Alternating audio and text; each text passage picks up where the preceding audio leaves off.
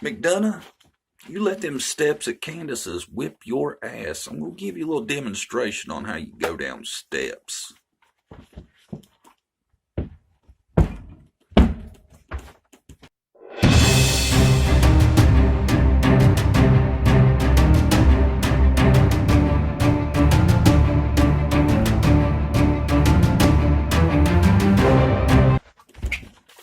And I'm back. How's everybody doing today? We're going to do another Chris McDonough interview room interview review. I'll have to shorten that up a little bit, getting a little bit out of hand, if you will. All right, Chris starts out. He's introducing the video from his wherever he does his lives and stuff from. And first thing Chris wants to say is, you people in the live chats, you need to calm that shit down. Y'all being disrespectful, you getting out of hand. Out of control. Calm it down. And he says, if you watch this video with Candus, there's going to be a trigger warning for people, might get emotional. I don't know if he meant because of the nature of the topic or the condition of the basement, or I ain't sure. Not sure. And I noticed this too. Chris uses a slogan and it says, "Take a seat." I got news for you, McDonough. Chris Hansen is going to sue your ass for copyright infringement. That's his, y'all ever seen Chris Hansen on To Catch a Predator? Yeah, that's his line. Take a seat. Go ahead, sit down. Let's talk about why you're in this house naked at 2 o'clock in the morning. Anyway, y'all have seen it. To Catch a Predator. If you ain't, check it out. You want to see a shit show of dudes, that's where you look. All right. Chris's first observations as he gets there is he talks about he's coming up the driveway in the film, and as he's coming up, you start seeing dogs everywhere. Dogs everywhere. I didn't count them. Chris did. He says there was like 13. And there's a pack run off because Dawn says they run in packs. So there's a pack gone. So I'm thinking 30 at least. Gotta be. They're talking about things. They go looking around the yard and stuff. And Candace is talking about how day or two before this happened this summer, there was guys up there clearing brush and stuff at the power lines and trying to throw some suspicion their way. Could have been them. Never know. That's what she says.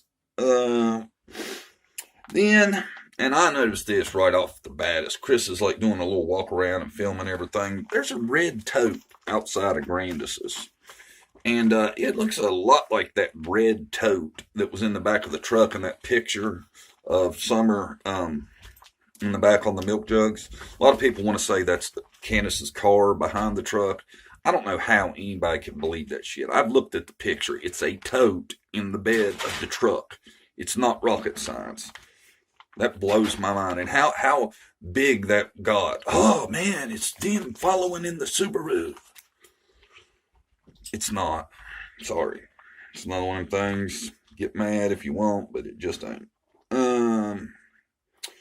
Talks about the tote. Candace says, that ain't that tote. That tote's still in the back of Grandis's truck because it's got crafts in it. So apparently Grandis might want to craft at any whim. Just break out and craft, and no matter where she's be, so she'll keep her craft tote in the back of her truck.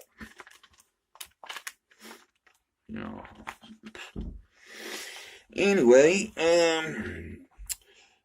then I was noticing, he's filming outside of the house. There's not even a weather barrier on the outside of that addition that Dawn put on. That stuff's going to be ruined in another couple years. And what weather barrier was there, you can tell. It looks like it was in a nuclear fallout or something. It's all torn and weathered and shit. It's ridiculous. Why somebody in construction like him can't take better care of his own house is beyond me.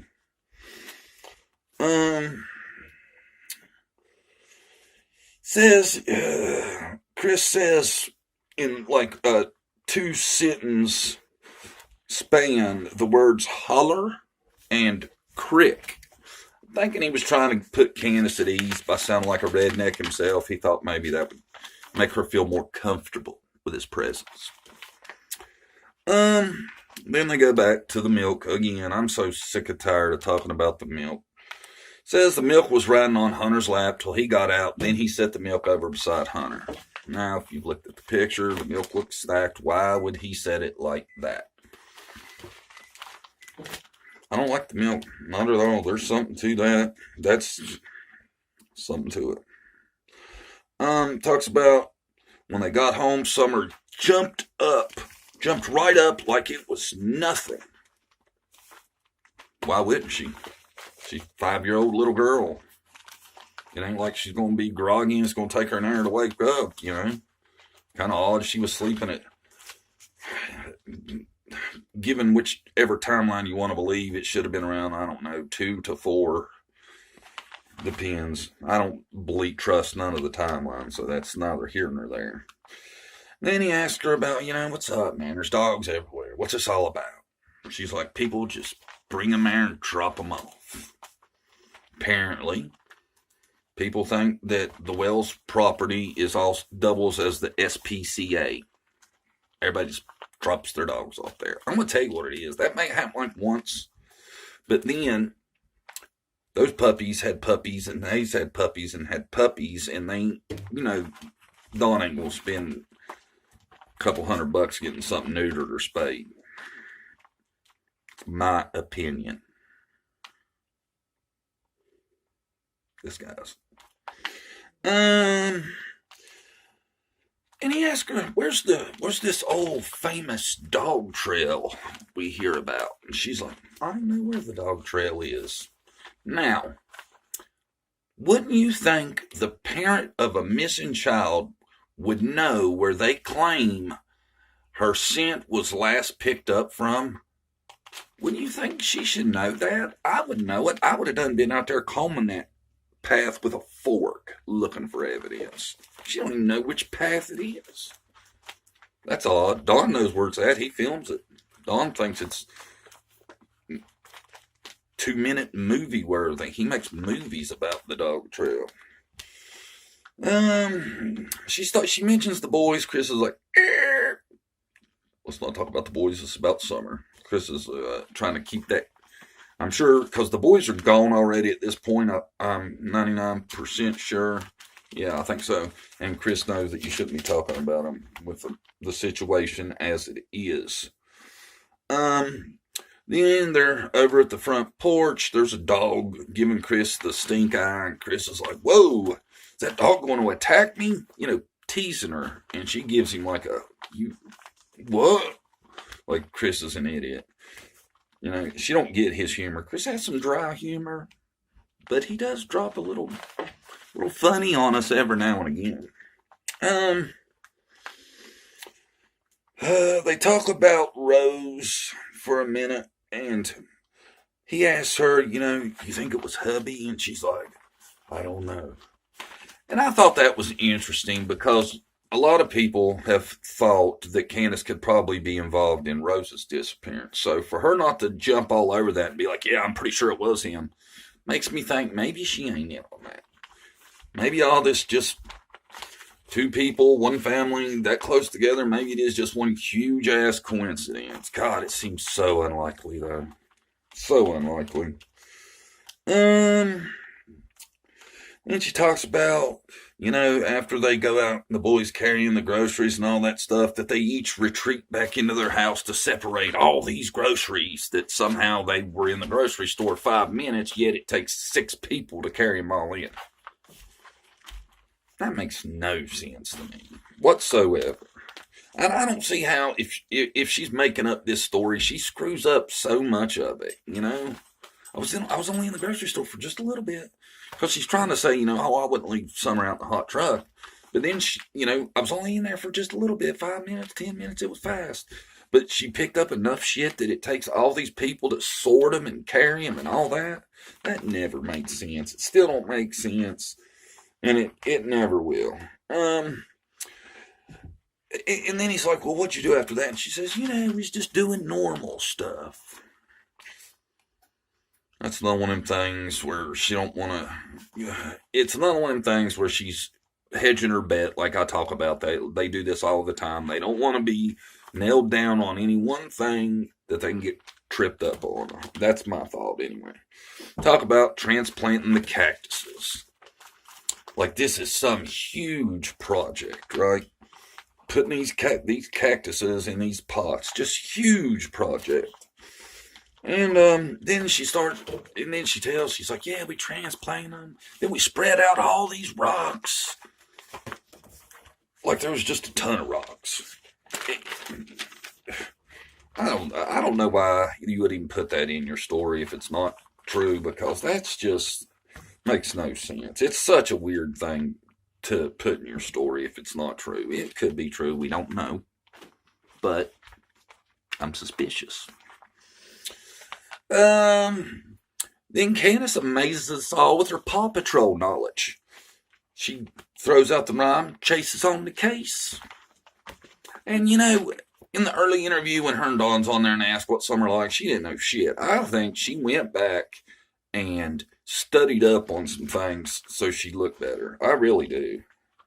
Then she talks about Summer walking into the house from planting the flowers. And she tells it a little different this time. I'd always heard it. She walked Summer to the door. Summer goes in, she tells the boys to watch her. Now she's, in this version, she says she walks like 15 foot from the door, watches Summer walk in, and then she's like, so she walks the rest of the way to the door and tells them to watch Summer. You know, it's an inconsistency.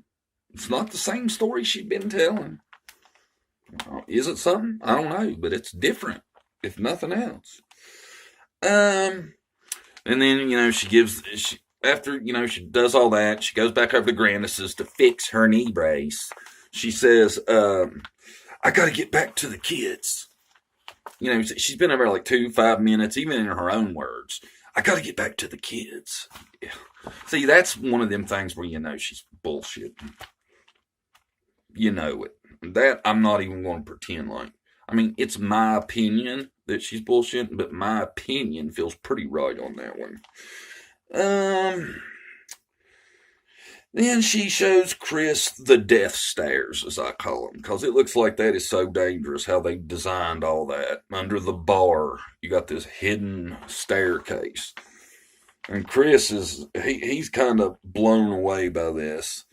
And then, you know, Chris is kind of like, hey, them look pretty rough. I'm just going to walk around back and come in that way. And she's like, no. If Dawn can do it, you can do it, Chris. Get your ass down these stairs. So Chris is like, all right. He struggles, but he gets down the steps. And I think there's something to that. I'll tell you why in just a minute. Then they're downstairs. She's showing Chris around the dungeon. And she's like, yeah, we've been collecting these Paw Patrols for Summer, or one of the toys. We've been collecting them for Summer since day one. And I had somebody one time send me an email, and she told me that she was somehow able to go back and look at Candace's Facebook or something, and said that Candace was on there selling Paw Patrol figures or something to that effect. I'm pretty sure that's what it was. But she was selling, you know, toys that Summer would have liked. So a lot of people have this theory about they went to church to get free shit. It makes you wonder. You know, it really does. And that woman, she seemed pretty positive about this. Somehow she had managed to go back and pull some of her. I don't know how she went about this. This woman was kind of good at tech, I guess. And she says, you know, any money I got is spent on the kids. Yeah, I can believe that, because it sure ain't spent on sheets, paint, bleach, soap, any of that stuff, you know, like you would think it would be spent on. It ain't spent on that. So she's spending on something. I don't think it's the kids per se. It could be. It's just my opinion. Then, you know, he asks her about the door lock. Of course, she's hedging her bet again. She don't know. She ain't sure if the door was locked or not. Now, I've heard a statement where it said that the doors were locked that the boys, nobody could get in or out of the house that day. And that's dangerous as hell, too. If they can't get out of the house, what happens if it catches on fire or something? You know, I would never lock my damn kids in the house. God, that's crazy to me, you know. Then she talks about Summer would come out and play by the basement door. You know, and that's another one of them things she swears up and down. Oh, Summer's never out of my sight. Well, that don't go along with that now, does it? And I'm not saying there's nothing wrong with that, but don't say she's never out of your sight and then talk about she's always outside by herself and shit like that. You know, pick a lane, people. Chris asks about the cave. And what he's talking about is, in their house, they got a crawl space underneath, right? Well, there's this big hole, probably where somebody meant to put a door so you could access the crawl space. Now, Chris found that interesting, I feel like, because right after they started talking about that, the audio dropped. And, you know, she had said that that space was so puppies could get in and stuff. To keep them out of the weather. I'm thinking it was like that because Dawn didn't want to sober up long enough to put a door there. Just my opinion, but it makes no sense to leave a big gaping hole in your footer or in your crawl space.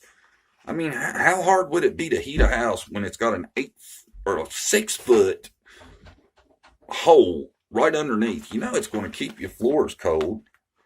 That made no sense either. Like, none of this really makes any sense. And she says, and right after she talks about that, like I said, the sound goes out. And it's out for a little bit. The video don't stop, but the sound goes out. So it's another spot where I'm thinking they thought something was up. Something that Chris didn't want to have out there because he thought it was important. I guarantee it. Then they talk about the shed. And she is 100% against Chris going near that shed. She says it's dangerous. The boys can't even go in there. It's so dangerous. How much more dangerous could it be than the basement?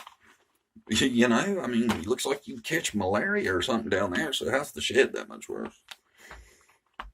I don't know. Just an observation. Just calling it the way I see it.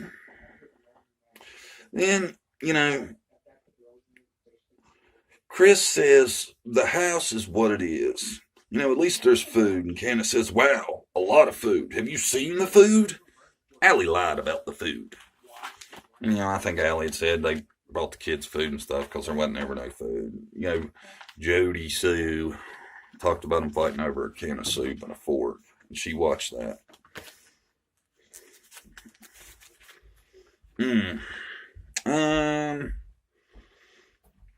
Then they tell the story about the school bus, how Grandis and Candace and a couple of the boys went and picked up this school bus and Grandis drove it back. Then he's talking about all the scrap metal laying around everywhere. He's like, hey, all the scrap metal, you ever scrap it, give you some money? And she's like, no, it just sits there. Why wouldn't you scrap it? You get money, you clean up your yard, it's a win-win. They act like it's adds to the landscape. It's weird. Then once again, they go back, show the alleged flower cactus planting crap. I don't believe none of that. We ain't even going to talk about it. Then Candace throws out a rubble on the double. She's been studying some Paw Patrol. Well, that's the second little rhyme she come up with that's on the show. Yeah, I'm telling you, she didn't know that shit earlier. When they asked what's Summer like, she didn't know none of that. I really believe that she's realized that made her look bad and she's working on that. Says, you know, anything important I should know that might help finding Summer. She's like, nah, not really. Just that she's really precious to me. Talk about the cops. She says, I've given 100% cooperation. I mean, she took polygraphs. Next, we're going to talk about that. First polygraph, she couldn't do it because she was so upset. I thought about that too. She probably was super upset. she probably thought her ass was under arrest. She probably thought, oh man, they've done figured it out, I'm going to jail. They might not have told her, hey, we're going for a polygraph. You ever think of that? It could have been it, man. She could have been so upset because she thought, oh shit, going to jail. It would make sense, I think. Then talks about, the next day she passed the polygraph, so that's no big deal. Which, that's what Ronnie Lawson said too, so gotta go with it. Then he asks, did you like Hunter? She's like, no, Hunter was like one of my kids. Well, that's interesting that she said that. I wonder if she makes masturbation jokes with her other kids. I really hope not, because she did that with Hunter. I've seen the messages, and that's troublesome. To me, I'm sorry, it is. Then she looks pissed. She looks mad after he brought up the Hunter thing. You can tell she didn't like that at all.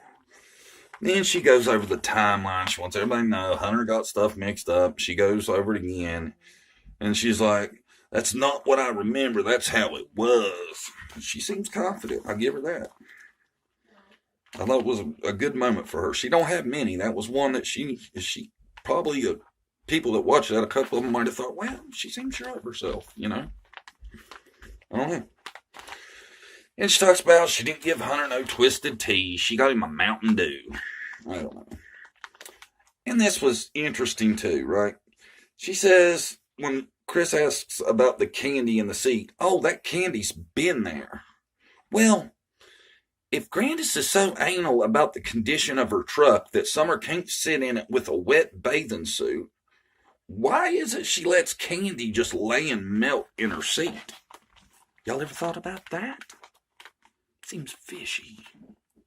Seems peculiar. Then we go to the pillow. Where's the pillow? She's like, what pillow? And just dodges it. Never gives an answer as to where the pillow is. Acts like pillow was news to her. Starting to think there's something up with that too. Especially after watching this again. I'm telling you, after you go back and watch this, after you learned a ton of stuff about this case, little things like that really stick out. It does to me. I don't know. She says a stranger could have been anywhere on that property. And you know what, Candace? I agree 100%. Because there is shit everywhere he could have been hiding behind. School buses, generators, beat up ass truck frames. I mean, he wouldn't have had to expose himself more than 2 foot at a time. He could have just went from pile of crap to pile of crap and made it all the way in there. That's very true.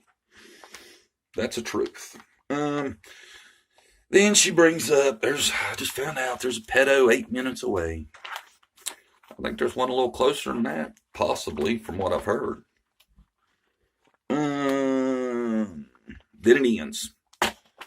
Thought that was strange. No setup, no, all right, well, that's me and Candace from the Wells property. Just ends. Then it comes back to Chris, and he's talking about some things. Shows a little photo montage of Summer. In all the pictures, there's a ton of them where she's got blue hair. There's one of them where she's got pink hair and stuff like that. Now we've dyed Taylor's hair, but it's like this stuff that washes out in 10 washes. It's not, like a bunch of chemical dyes and stuff, but I would hope they ain't putting in that strong dye in her hair. Surely not. And people mention they think that could all be about covering up hair follicle testing. That could have been why the head was shaved. All this stuff. Afraid there was something in her system. I've heard a lot of that.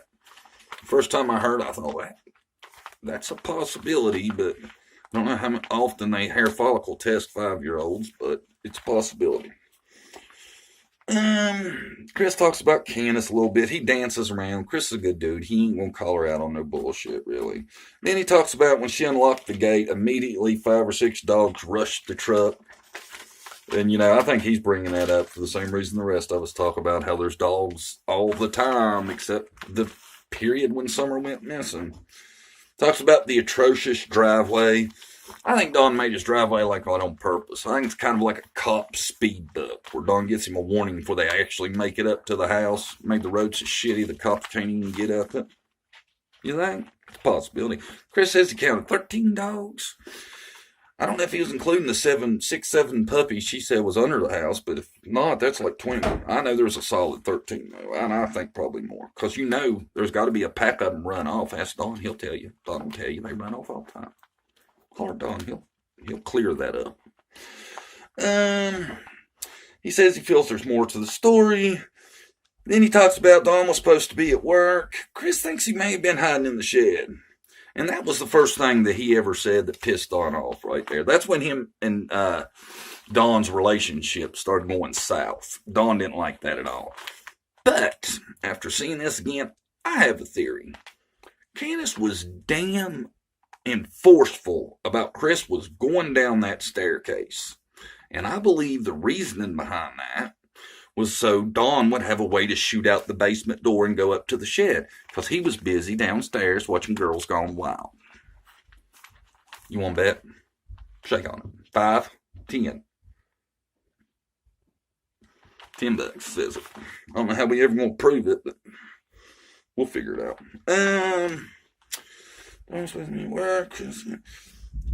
Then he talks about the basement conditions. We have all seen the basement. There's nothing to be said. It's freaking hideous. Them kids should have been taken the day that they come down there and seen all them kids was living in that dungeon, and we wouldn't be where we're at now.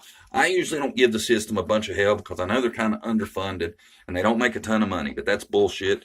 They should have been taken in. If I would have seen kids living in that kind of filth in that basement, I'd have took them right then.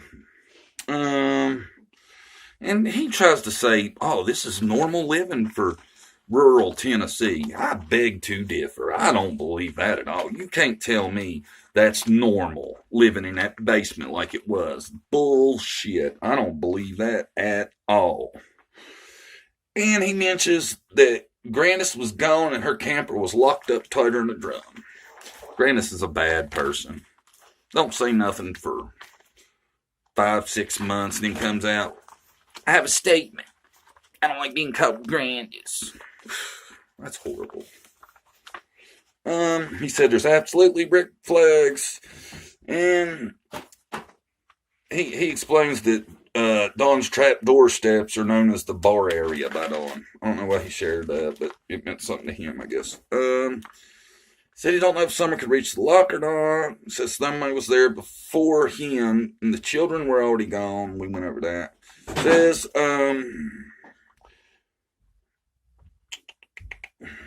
she's signaling all the right things, going to vigils, etc. Which, you know, she didn't go to many. We know that. He floats some accident theories and even floats it out there. Maybe Grandis had something to do with it. And then he talks once again about the chat. Keep it classy in my chat. Look like you people got some sense. I'm tired of this fighting in my chat. I just don't like that shit. Y'all better cut it out. Then some jackass messages his live and says, everybody in Tennessee leaves their TVs on. That's just Tennessee. Don't that just burn your ass? Who would message that? How can you speak for everybody in Tennessee? And I have a feeling there are grown-ups in Tennessee that want to keep that electric bill on the reg and don't want it shooting up by leaving their shit on all the time. They had parents that bitched about the refrigerator door too. That's a dumb statement. And whoever you are that messaged that to Chris, I hope you watch my video because you are a jackass. You should. Oof. You're a bad person. Then he mentions that Candace had a picture of Rose in the kitchen. It's a weird place to have a picture of your missing sister in the kitchen, but we both know that Candace isn't exactly Martha Stewart now, is she? So that was that. I think the main takes from that was I think Dawn was there. You know, at first I thought that seemed like a conspiracy theory, but now I think there's a good chance Dawn was there. I think he was downstairs watching Girls Gone Wild. Then Candace starts coming down the steps being as loud as she can. He's like, oh shit, they're coming down here. So he hauled ass to the shed. That's why she wanted to make sure that Chris come down the steps. And the other take from that is her story, even though it just changed a little bit, it's weird about now she walked 15 foot from the door, watched Summer go in, then she followed behind after Summer was already in and told him to watch their sister. So, I don't know. And the red tote. The red tote seems suspicious to me because Candace really wanted to drive it home that, oh, that's not the same tote. That tote's in the back of her truck. It's where she keeps her craft stuff. Who keeps their craft shit in the back of their truck? I'm sure somebody's going to get in the comments, oh, that's where I keep my craft stuff. Okay, I'm sorry then. That's normal. All right, guys. Talk to you later. Let me know what you think.